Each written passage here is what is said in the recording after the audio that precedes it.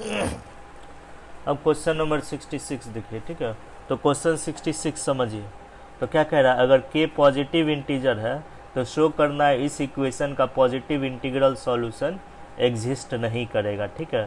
तो ये क्या दिया हुआ है आपका, ये इक्वेशन दिया हुआ है tan inverse x plus tan inverse y equal to tan inverse k।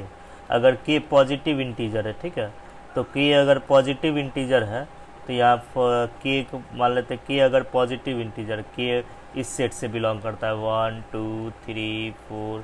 अगर k का वैल्यू इस सेट से लेते हैं तो x और y जो होना चाहिए पॉजिटिव इंटीजर नहीं होना चाहिए, ठीक है।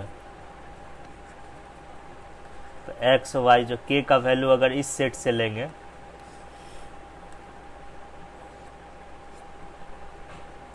तो x और y का मान जब भी आएगा वो इस सेट से कभी नहीं होगा।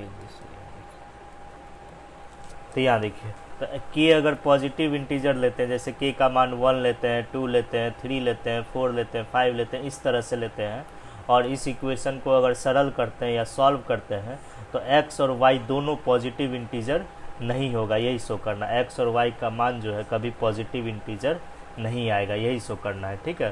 तो इसका पॉजिटिव इंटीग्रल सॉल्यूशन एग्जिस्ट नहीं करेगा।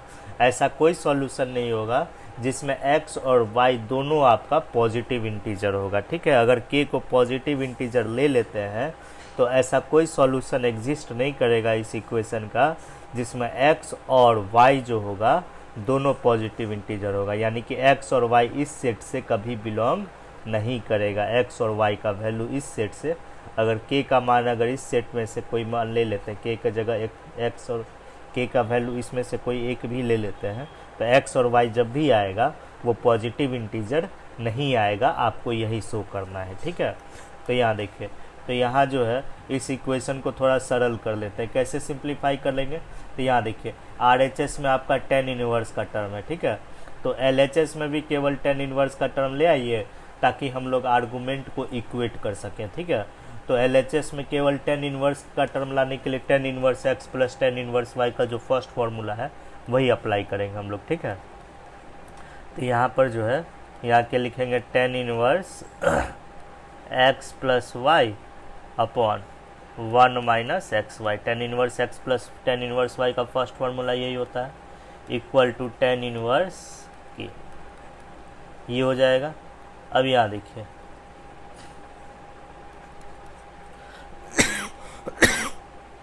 तो यहाँ देखिए, तो दोनों तरफ tan इनवर्स है, तो दोनों तरफ अगर tan इनवर्स है तो आर्गूमेंट को इक्वेट कर दीजिए, x plus y equal to upon 1 minus x y equal to k. अब क्वेश्चन में क्या दिया हुआ है, क्वेश्चन में दिया हुआ है कि k जो है आपका पॉजिटिव इंटीजर है, क्वेश्चन में ही दिया हुआ है, ठीक है। गिव है k क्या दिया हुआ है, पॉजिटिव इंटीजर दिया हुआ है, ठीक है। तो k पॉजिटिव इंटीजर दिया हुआ है तो शो क्या करना है, x और y पॉजिटिव इंटीजर नहीं होना चाहिए। तो हम लोग मान ही लेते हैं x और y पॉजिटिव इंटीजर, एज्यूम कर लेते हैं, ठीक है। शो करना है कि हम लोग को जो है x और y पॉजिटिव इंटीजर नहीं होना चाहिए, तो हम लोग मान ही लेंगे कि x और y जो है पॉजिटिव इंटीजर है, ठीक है। तो प्रूफ बाय कॉन्ट्राडिक्शन कहते हैं, ठीक है। जो चीज़ हमको प्रूफ करना है हम लोग उसका उल्टा मानेंगे, ठीक है। जैसे हमको 10th 9th 10th में प्रूफ करना होगा, आपको प्रूफ ये सब प्रूफ करना होगा, √2 is an irrational number proof करना होगा। तो हम लोग क्या मान लेते थे, हम लोग मान लेते थे let √2 is an irrational, let √2 जो है आपका रेशनल नंबर है, ठीक है। और कोई कंक्लूजन पर पहुंचते थे, वो कंक्लूजन आपका अगर फॉल्स होता था तो ये आपका प्रूफ हो जाता था, ठीक है। तो अगर √2 अगर इरेशनल नंबर प्रूफ करना है तो हम लोग क्या मान लेते थे 9th में, √2 रैशनल नंबर है, ठीक है। और आगे बढ़ जाते थे, कोई कंक्लूजन आता था, ठीक है। और वो कंक्लूजन अगर फॉल्स हो जाता था इसका मतलब हम जो माने हैं वो गलत है, ठीक है। हम लोग ऐसे ही करेंगे इसमें, ठीक है। हम लोग मान ही लेंगे कि आपका x और y जो है, आपको प्रूव करना है x और y पॉजिटिव इंटीजर नहीं है, तो हम लोग मान ही लेंगे कि x और y जो है पॉजिटिव इंटीजर है। Let x y belongs to positive. चलिए अब आगे बढ़ते हैं, ठीक है, इस इक्वेशन को लेकर बढ़ते हैं, ठीक है। तो यहाँ देखिए, तो आपका के क्या है, आपका पॉजिटिव इंटीजर है, और के किसके इक्वल है, x plus y upon 1 minus x Y. तो के जब पॉजिटिव इंटीजर है तो ये जो रेशियो है x plus y upon 1 minus x y, ये भी आपका पॉजिटिव इंटीजर होगा। This implies since k is a positive integer, तो this implies x plus y upon 1 minus x y, ये भी आपका पॉजिटिव इंटीजर होगा क्योंकि ये और ये आपस में इक्वल है, ठीक है। तो जब k पॉजिटिव इंटीजर है तो ये रेशियो भी आपका पॉजिटिव इंटीजर होगा। पॉजिटिव इंटीजर मतलब नेचुरल नंबर। जब ये रेशियो नेचुरल नंबर है तो ऑब्वियसली ये रेशियो 0 से बड़ा होगा, 0 सारा नेचुरल नंबर 0 से बड़ा होता है। तो दिस इम्प्लाइज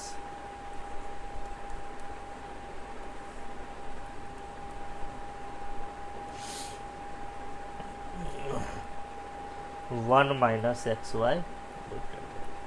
अब देखिए, इस रेशियो को पॉजिटिव होने के लिए यहाँ देखिए आपका x और y क्या माने, आप पॉजिटिव इंटीजर माने, ठीक है। x और y आपका पॉजिटिव इंटीजर माने, ठीक है। तो x भी पॉजिटिव इंटीजर है, y भी पॉजिटिव इंटीजर है। तो इन दोनों को जोड़ेंगे तो जोड़ने पर न्यूमरेटर जो होगा आपका, न्यूमरेटर इज ऑलवेज पॉजिटिव।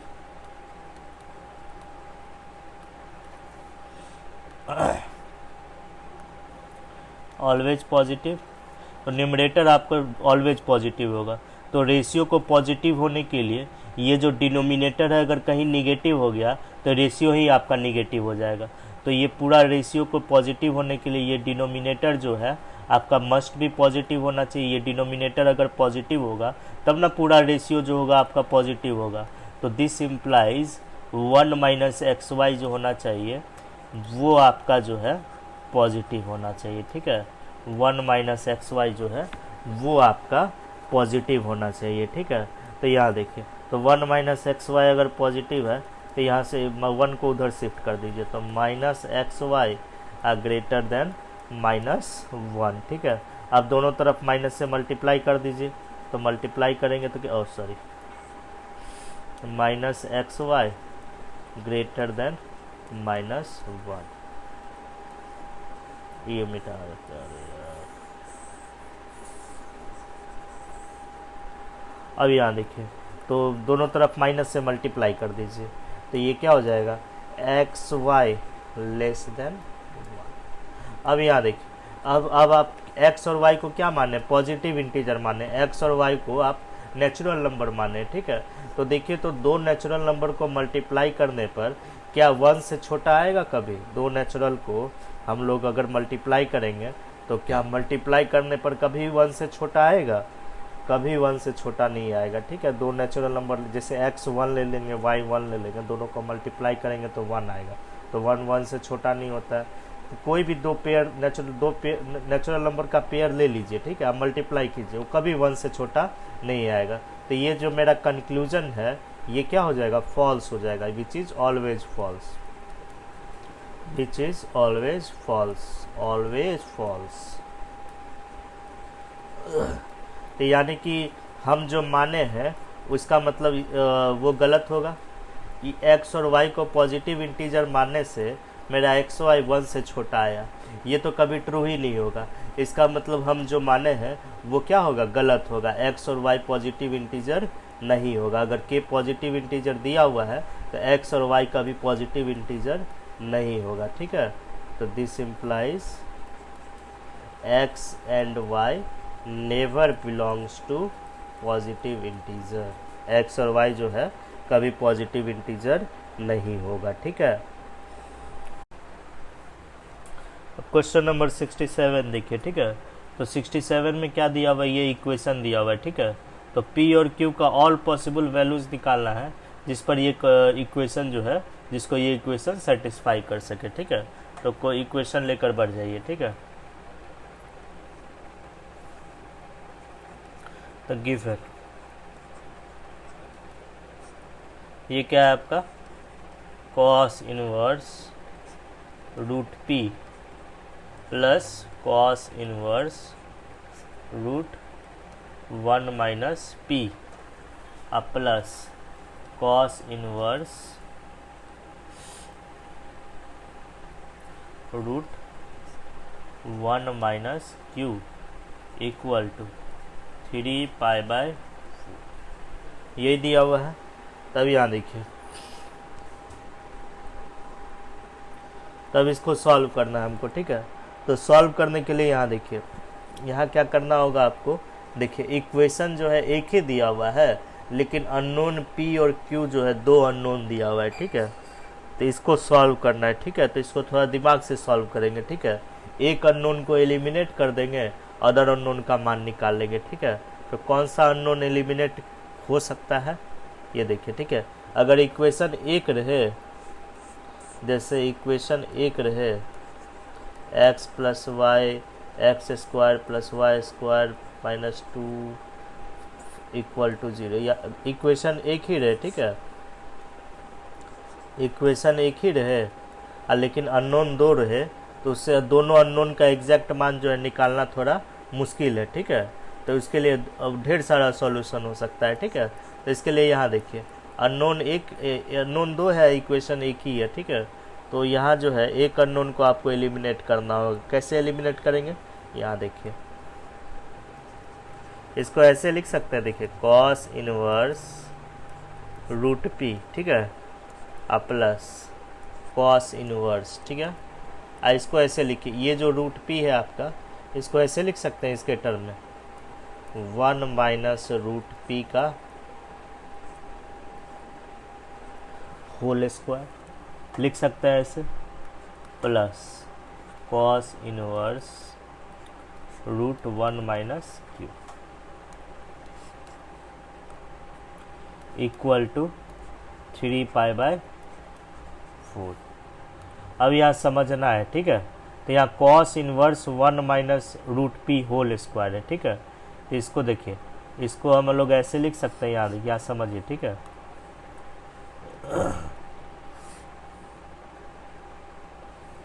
यहाँ जो है, यहाँ देखिए साइन इनवर्स एक्स है, ठीक है। तो इसको कन्वर्जन फार्मूला से इसको कॉस इनवर्स में बदलिए, तो देखिए क्या लिखाता है, ये यही लिखते हैं, ठीक है। इसी को जो है देखिए साइन इनवर्स एक्स, इसीलिए कन्वर्जन फार्मूला आपको याद करना जरूरी है। साइन इनवर्स एक्स है, इसको कॉस इनवर्स में बदल कर लिखे तो कन्वर्जन फार्मूला से क्या लिखाएगा, cos inverse 1 minus X square लिखाएगा। तब यहाँ देखिए, इसी में जहाँ रूट पी है, इसी में जहाँ रूट पी है उसकी जगह क्या है, एक्स है, ठीक है। तो इसी फार्मूला में जो है रूट पी के जगह एक्स कर दीजिए, ठीक है।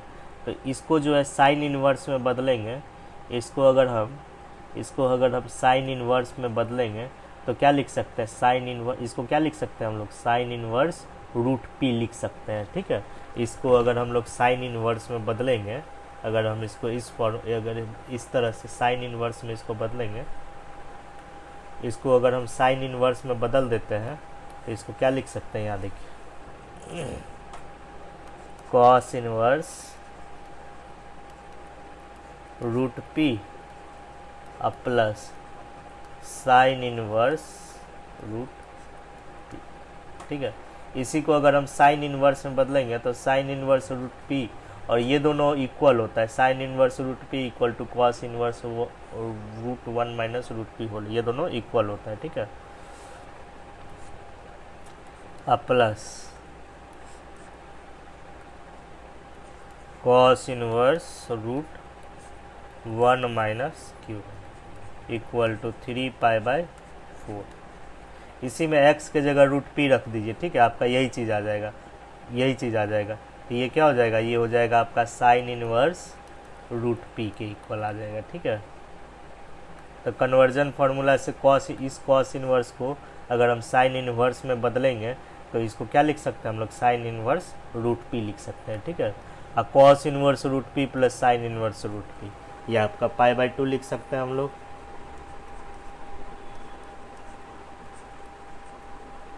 अब प्लस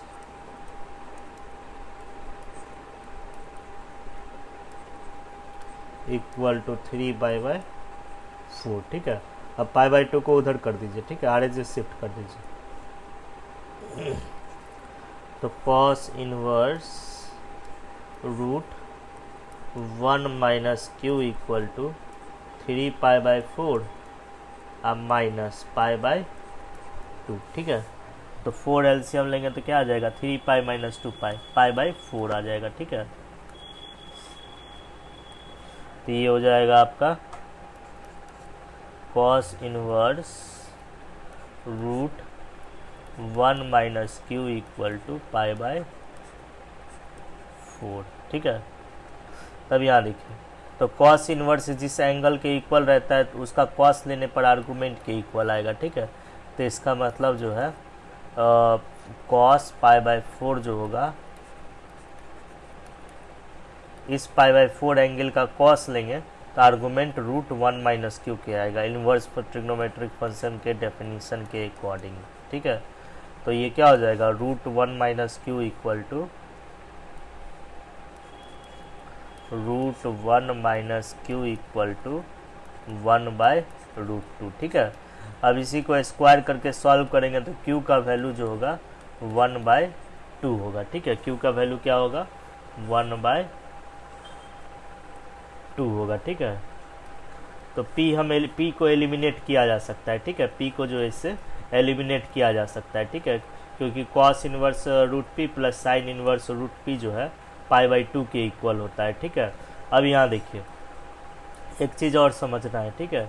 तो इस इक्वेशन को डिफाइन होने के लिए अब √p क्या होना चाहिए वो देखना है, ठीक है। √p तो एलिमिनेट हो गया, तो लेकिन √p का वैल्यू कुछ भी तो नहीं ले सकते हम लोग, √p का वैल्यू कुछ भी तो नहीं ले सकते हैं ना। √p का वैल्यू जो है कुछ लिमिट में ही लिया जा सकता है। जैसे देखिए इस इक्वेशन को डिफाइन होने, यहाँ पर देखिए √p के जगह अगर जो है, यहाँ देखिए तो √p, इस इक्वेशन को डिफाइन होने के लिए ये जो आर्गूमेंट है इसका वैल्यू जो है -1 से +1 के बीच में लिया जा सकता है, ठीक है। इस इक्वेशन को देखिए p का वैल्यू यहाँ ऐसे भी देखिए p एलिमिनेट हो चुका है, ठीक है। तो p का वैल्यू जो है आप कोई भी नंबर रखेंगे तो p आपका जो है, लेकिन यहाँ देखिए ये जो सब फार्मूला है cos inverse √p plus sine inverse √p, ये फार्मूला तभी लागू होगा जब √p का वैल्यू जो है -1 से +1 के बीच में होगा, ठीक है। √p का वैल्यू जो है -1 से +1 के बीच में होगा, ठीक है। या इस इक्वेशन को डिफाइन होने के लिए जो है √p का वैल्यू जो है -1 से +1 के बीच में लेना होगा, ठीक है। इस आर्गूमेंट को भी डिफाइन होने के लिए इसका वैल्यू -1 से +1 के बीच में लेना होगा, ठीक है। For equation to be defined, for equation to be defined,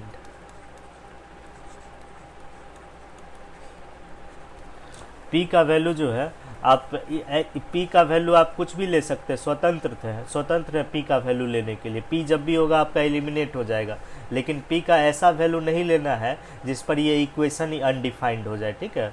p का आप कोई भी वैल्यू लीजिएगा उस पर p आपका एलिमिनेट हो जाएगा, ख़त्म हो जाएगा, ठीक है। लेकिन p का ऐसा वैल्यू नहीं लेना है जिस पर ये इक्वेशन ही अनडिफाइंड हो जाए, ठीक है। तो p का वैल्यू एक सर्टेन लिमिट में आप ले सकते हैं, ठीक है, वो हम निकाल देते हैं। तो यहाँ देखिए, तो इक्वेशन को डिफाइन होने के लिए यहाँ देखिए ये जो √p है cos इनवर्स का आर्गूमेंट जो होना चाहिए -1 और +1 के बीच में होना चाहिए, ठीक है।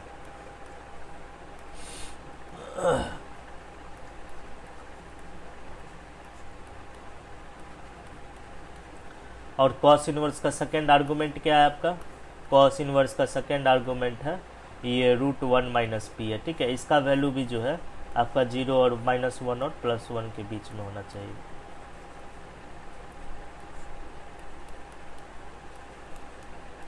अब यहाँ देखिए √p जो होता है कभी निगेटिव नहीं होता है, ठीक है। ये कंडीशन जो है आपका ऑलरेडी सेटिस्फाइड है, ठीक है। तो यहाँ देखिए √p का वैल्यू जब भी होगा -1 या -1 से बड़ा ही होगा, ठीक है। ये कंडीशन आपका ऑलरेडी सेटिस्फाइड है, ठीक है। तो √p का वैल्यू जब भी, जो कंडीशन ऑलरेडी सेटिस्फाइड रहता है उसको हम लोग नहीं लिखते हैं, ठीक है। तो √p का वैल्यू जब भी होगा 1 से छोटा होगा लेकिन 0 से बड़ा होगा, ठीक है। ठीक 0 या 0 से बड़ा होगा। ठीक उसी तरह से √1 माइनस p का वैल्यू जो होगा 1 से छोटा होगा, 0 या 0 से बड़ा होगा, ठीक है। तो इसी को सिंप्लीफाई करेंगे तो p का वैल्यू जो होगा, इसी में इनइक्वालिटी के दोनों तरफ यहाँ नॉन निगेटिव है तो यहाँ स्क्वायर कर सकते हैं, तो यहाँ स्क्वायर करेंगे तो p का वैल्यू जो होगा 0 से 1 के बीच में लाई करेगा, ठीक है। यहाँ भी स्क्वायर करेंगे तो 0 से 1 माइनस p, और सिस्टम को सॉल्व करेंगे तो p का वैल्यू जो होगा 0 से 1 के बीच में होगा, ठीक है। तो p belongs to closed interval from 0 to 1, ठीक है। तो यहाँ जो है p अगर 1 से बड़ा लेते हैं, p का मान अगर 1 से बड़ा लेते हैं या 0 से छोटा लेते हैं तो इस पर जो है इक्वेशन ही आपका अनडिफाइंड हो जाएगा, ये पूरा इक्वेशन अनडिफाइंड हो जाएगा, ठीक है। तो p का वैल्यू 1 से बड़ा नहीं लेना है और 0 से छोटा नहीं लेना है, ठीक है। और p का वैल्यू इस रेंज इंटरवल में जो है, इस इंटरवल में कोई भी वैल्यू लीजिएगा p, तो p आपका ऑलवेज एलिमिनेट हो जाएगा, ठीक है। इस फॉर्मूला के कारण जो है p ऑलवेज आपका एलिमिनेट हो जाएगा, p बचेगा ही नहीं, ठीक है। तो p का वैल्यू जब भी होगा 0 या 1 के बीच में होगा, 0 भी हो सकता है, 1 भी हो सकता है, या 0 और 1 के बीच में कोई भी वैल्यू लीजिएगा, वो सब वैल्यू हो सकता है। 0 या 1 के बीच में सारा वैल्यू हो सकता है, 0 भी हो सकता है या 1 हो सकता है, लेकिन q का रेंज सर्टेन है, q का वैल्यू 1/2 ही होगा, ठीक है। तो यहाँ पर जो है q का वैल्यू जो होगा 1/2 होगा, और p का वैल्यू जो होगा, p का कोई एग्जैक्ट मान नहीं होगा, p का वैल्यू 0 भी ले सकते हैं, 1 लेंगे तो भी वही 0 भी ले सकते हैं, 1 भी ले सकते हैं, 0 या 1 के बीच में कोई भी मान ले सकते हैं। p का वैल्यू एग्जैक्ट एक मान नहीं होगा, p का ढेर सारा मान हो सकता है, लेकिन q का एक ही मान होगा, ठीक है, 1/2 होगा, ठीक है। यही सॉल्यूशन होगा इसका। अब क्वेश्चन नंबर 68 देखिए, ठीक है। तो 68 में जो है ये बॉक्स है, ठीक है। तो यहाँ क्या दिया हुआ है, सॉल्यूशन बॉक्स,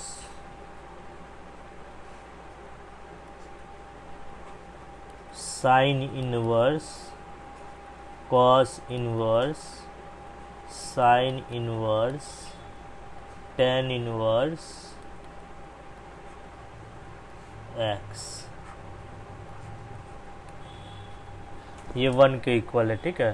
तो यहाँ देखिए, आप पढ़े होंगे बॉक्स, तो पढ़ेंगे बॉक्स x। तो यहाँ देखिए, तो इसका सॉल्यूशन तो जानते ही होंगे, अगर बॉक्स x अगर n के इक्वल रहे और n आपका इंटीजर रहे तो इसका सॉल्यूशन क्या होता है, n less than equal to x और लेस देन n+1, ये सॉल्यूशन होता है, ठीक है। तो यहाँ जो है इसी में जहाँ n है, इसी में जहाँ n है उसके जगह 1 है, अब बॉक्स के अंदर ये चीज़ है, ठीक है। तो यहाँ देखिए, तो इसका सॉल्यूशन क्या हो जाएगा, इसी फार्मूला से, यही फार्मूला अप्लाई होगा। x के जगह जो है, इसी में x के जगह जो है ये पूरा टर्म रख दीजिए, तो इसमें ब्रैकेट दे दीजिए, ब्रैकेट नहीं दिया हुआ है, ब्रैकेट बाद में दे देंगे, यहाँ जो ब्रैकेट दे दीजिए पहले, ठीक है। तो ब्रैकेट देंगे,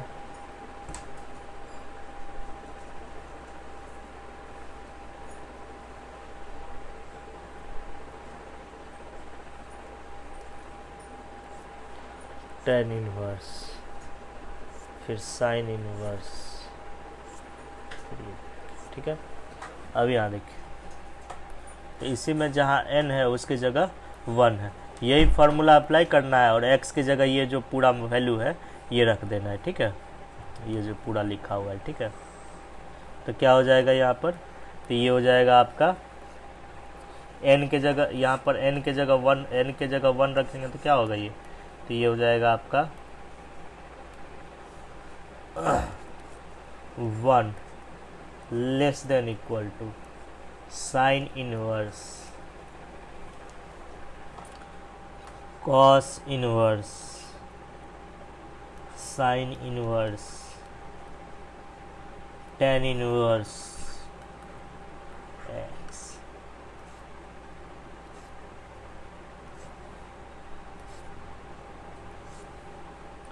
ठीक है।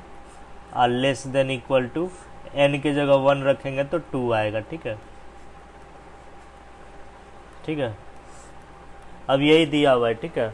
अब एक काम कीजिए, ठीक है, ये साइन इनवर्स है, तो इसको कुछ मान लीजिए, आर्गुमेंट के अंदर जो है इसको कुछ मान लेते हैं, ठीक है, इसको टी मान लेते हैं, ठीक है। तो क्या हो जाएगा आपका 1 less than equal to sine inverse t और लेस देन 2, इसको ये मान लेते हैं, ठीक है। लेकिन साइन इनवर्स का एक्चुअल रेंज क्या होता है, -π/2 से +π/2 के बीच में होता है।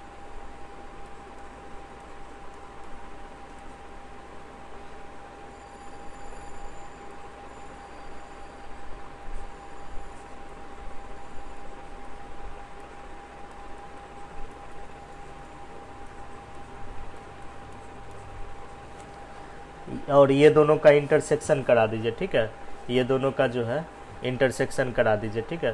तो इंटरसेक्शन कराएंगे तो क्या होगा, साइन इनवर्स टी जो है इसको बी मान लेंगे, तो B from A and B,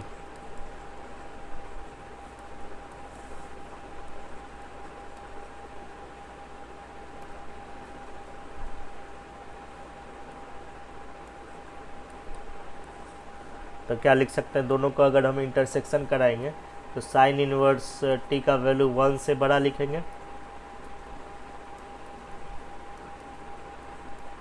लेकिन π/2 से छोटा होगा,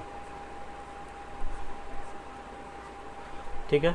ये दोनों का इंटरसेक्शन करा दिए, ठीक है, इसका और इसका इंटरसेक्शन करा के साइन इनवर्स टी का, और टी जिसको माने यहाँ देखिए।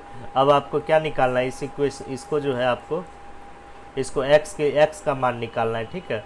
तो अगर t का वैल्यू अगर रख देते तो यहाँ समझिए, ठीक है, तो यहाँ समझने के लिए अगर हम t का वैल्यू रख देते हैं तो 1 लेस देन साइन इनवर्स, क्या है t आपका, क्या है t आपका है कॉस इनवर्स है, ठीक है, कॉस इनवर्स साइन इनवर्स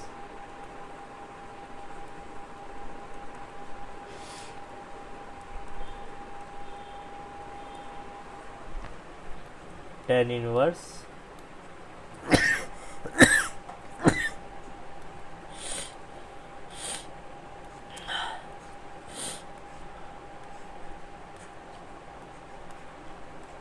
ये समझने के लिए लिखा है, ठीक है।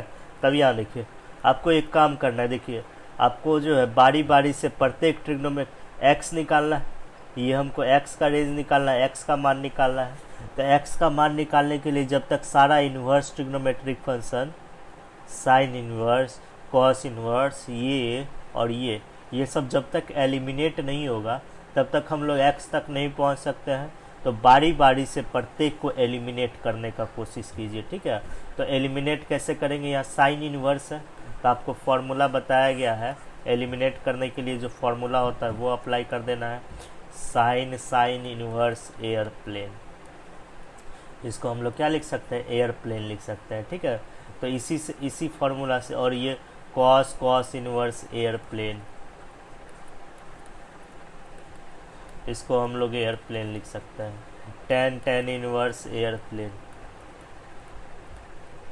इसको हम लोग एयरप्लेन लिखते हैं। इसी सब फॉर्मूला का यूज करके हम लोग जो है बारी बारी से प्रत्येक इन्वर्स ट्रिग्नोमेट्रिक फंक्शन एलिमिनेट करने का कोशिश करेंगे, ठीक है। तो ये तो समझाने के लिए लिखे थे। तो इसको क्या माने थे, इस आर्गूमेंट साइन इनवर्स के आर्गूमेंट को क्या माने थे हम लोग, टी माने थे, ठीक है। तो टी ही रख दीजिए, ठीक है, रहने दीजिए अभी ये, ठीक है, टी ही रहने दीजिए अभी, ठीक है। तो हम सबसे पहले साइन इनवर्स है, तो साइन इनवर्स को एलिमिनेट करने का हम लोग कोशिश करेंगे, ठीक है।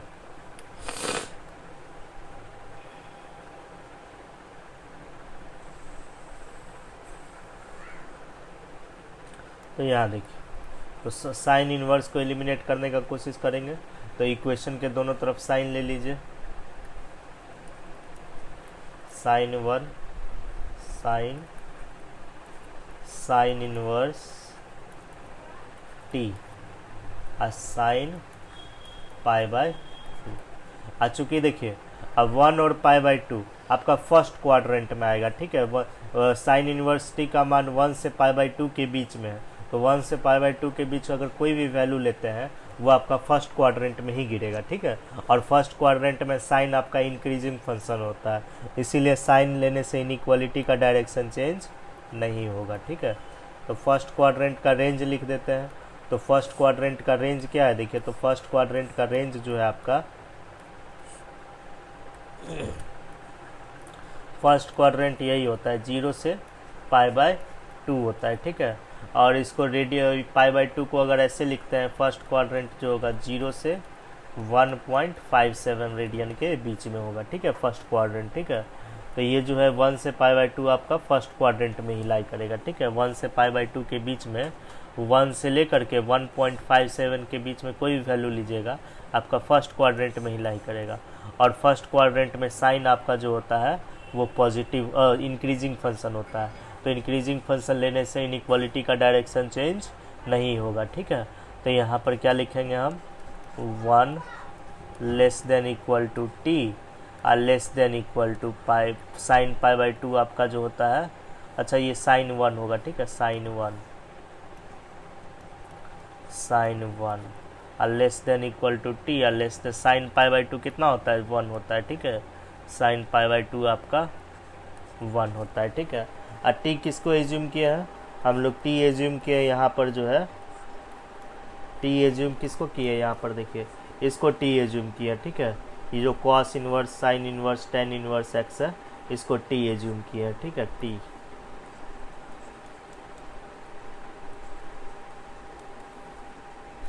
Cos inverse, sine inverse, tan inverse x, इसी को हम लोग जो है टी एज्यूम किया, ठीक है। तो यहाँ टी रख दीजिए। तो टी रख देंगे तो क्या हो जाएगा, देखिए यहाँ पर, तो यहाँ हो जाएगा आपका sine 1 less than equal to cos inverse, sine inverse, t का वैल्यू रख रहे हैं, ठीक है, टेन इनवर्स एक्स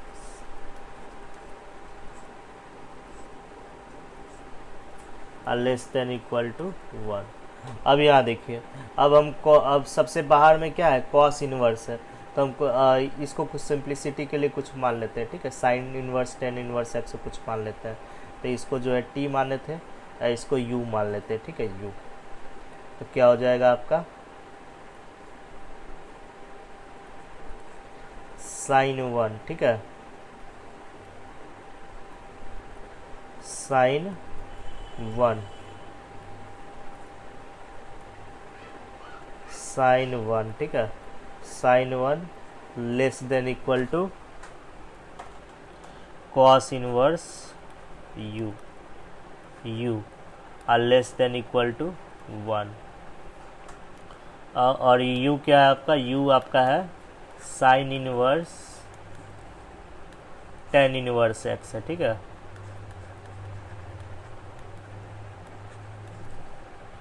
अब यहाँ समझना है, ठीक है, आपको अब यहाँ पर कॉस इनवर्स एलिमिनेट करना है। तो कॉस इनवर्स एलिमिनेट करने के लिए हम ये फार्मूला अप्लाई करेंगे, कॉस इनवर्स एयरप्लेन का फार्मूला अप्लाई करेंगे। तो डायरेक्ट वही फार्मूला अप्लाई कर दीजिए। तो अगर हम अप्लाई करेंगे तो क्या लिखेंगे, देखिए, कॉस साइन 1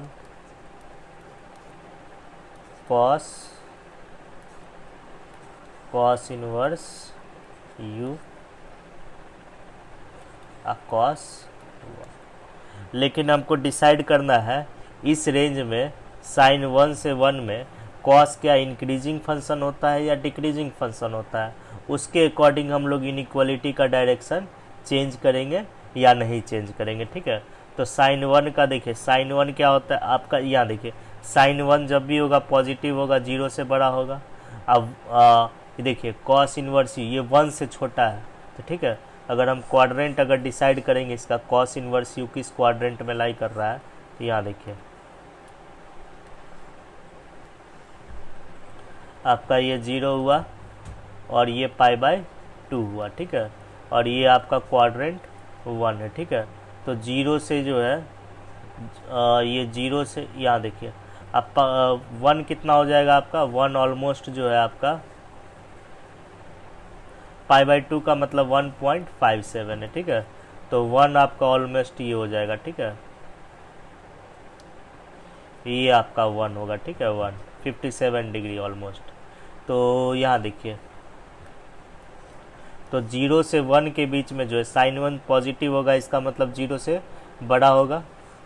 और यहाँ देखिए साइन और 1, तो ये आपका जो है आपका फर्स्ट क्वाड्रेंट में ही लाई करेगा, ठीक है। और ऐसे भी देखिए साइन 1 का मान अगर निकाल सकते हैं, साइन 1 का अप्रॉक्स मान भी आप निकाल सकते हैं। कैसे निकाल सकते हैं, यहाँ देखिए, तो साइन 1 का अप्रॉक्स मान आपका होगा, देखिए 1 को कोई दो एंगल के बीच में ले लेना है जिसका साइन आपको पता है, ठीक है। 1 जो है आप ले सकते हैं, 1 को जो है π/4 और π/3 के बीच में ले सकते हैं। और दोनों का साइन आपको पता है, साइन दोनों तरफ साइन ले लीजिए। और साइन π/4 से π/3 फर्स्ट क्वाड्रेंट में इंक्रीजिंग फंक्शन है, तो साइन 1 जो होगा आपका ऑलमोस्ट साइन π/3। तो साइन π/4 कितना होता है, 1/√2 होता है, ठीक है, लेस देन साइन 1 और लेस देन √3/2, ठीक है। तो 1/√2 कितना होगा आपका, 1/√2 ऑलमोस्ट हो जाएगा 1/√2 ऑलमोस्ट होगा आपका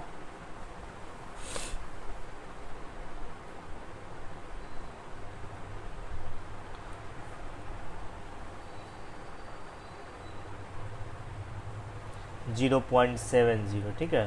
तो 0.70 less than sine 1 less than √3/2 almost होगा 1.732 डिवाइडेड बाई 2, 0.86। तो साइन 1 जो है आपका 0.70 से 0.86 के बीच में कहीं लाई करता है, ठीक है। तो आप 0.8 ही ऑलमोस्ट ले लीजिए, तो ये जो है आपका 0.8 ही होगा, ठीक है। तो ऑलमोस्ट 0.8 जो होगा ये होगा, और ये तो थोड़ा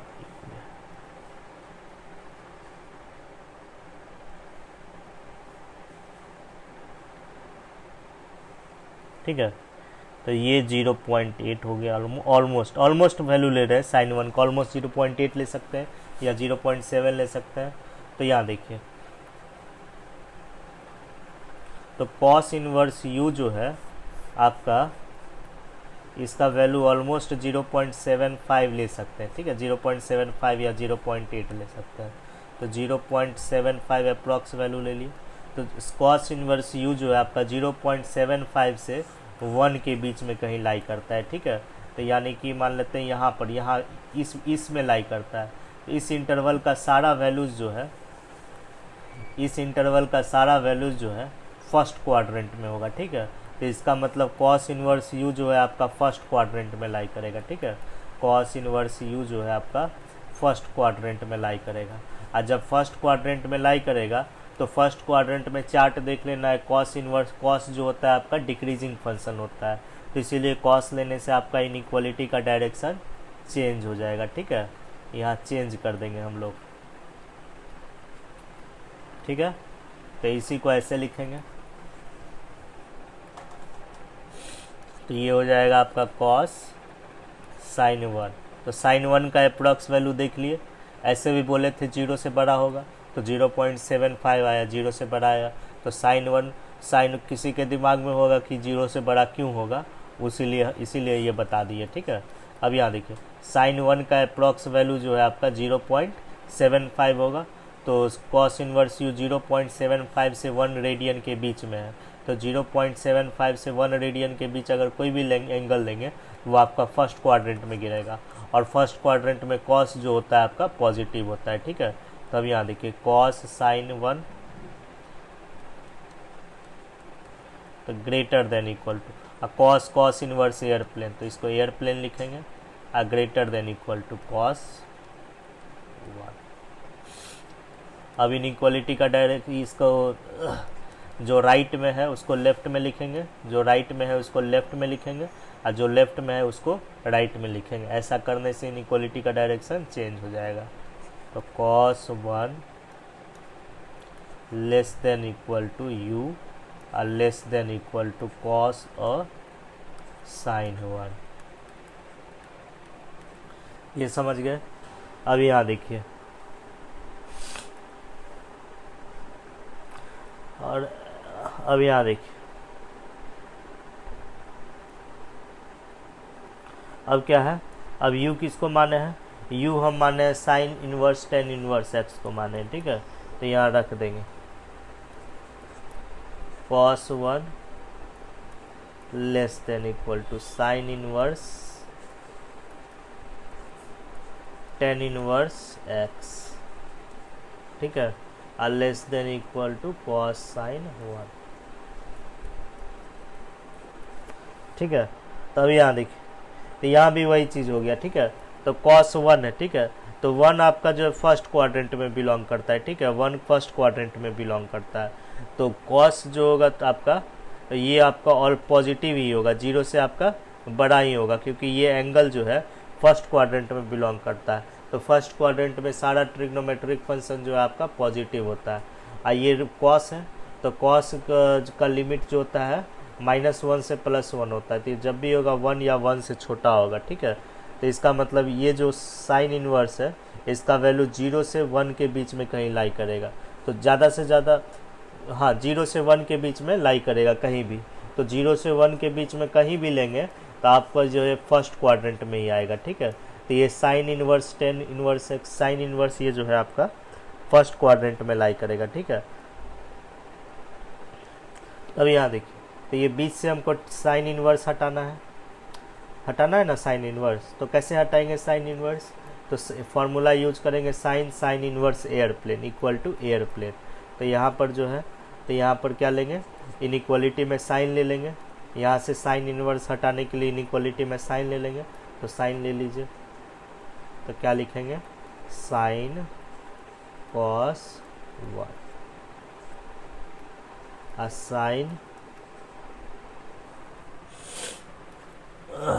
sign inverse tan inverse x।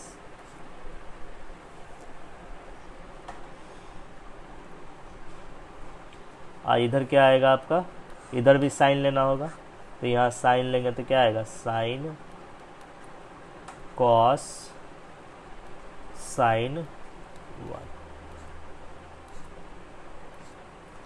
ठीक है।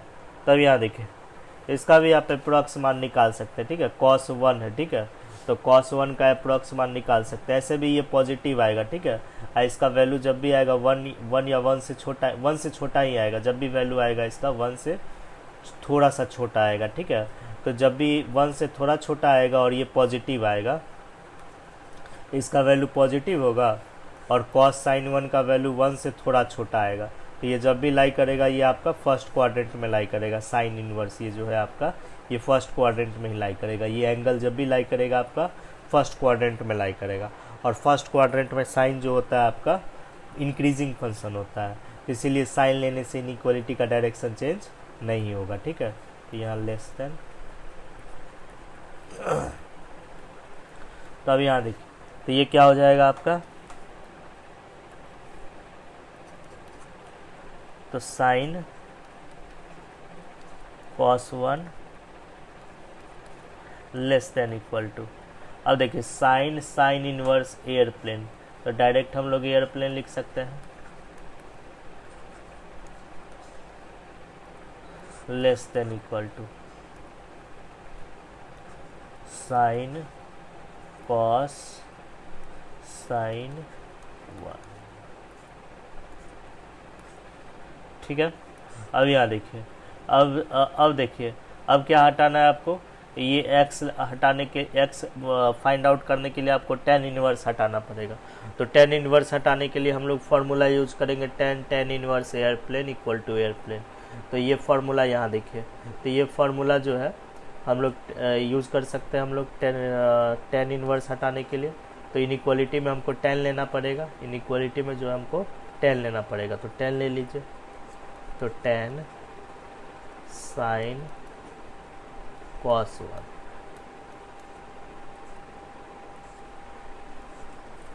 Less than equal to 10 inverse x less than equal to 10 sine cos sine 1,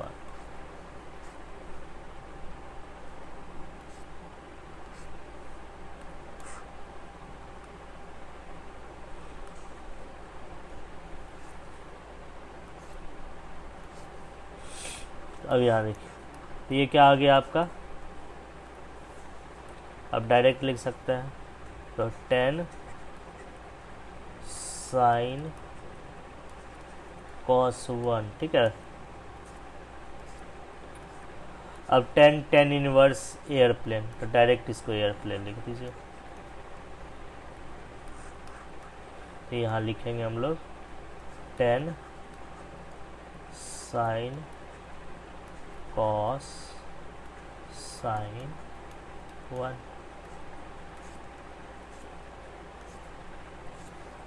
ठीक है।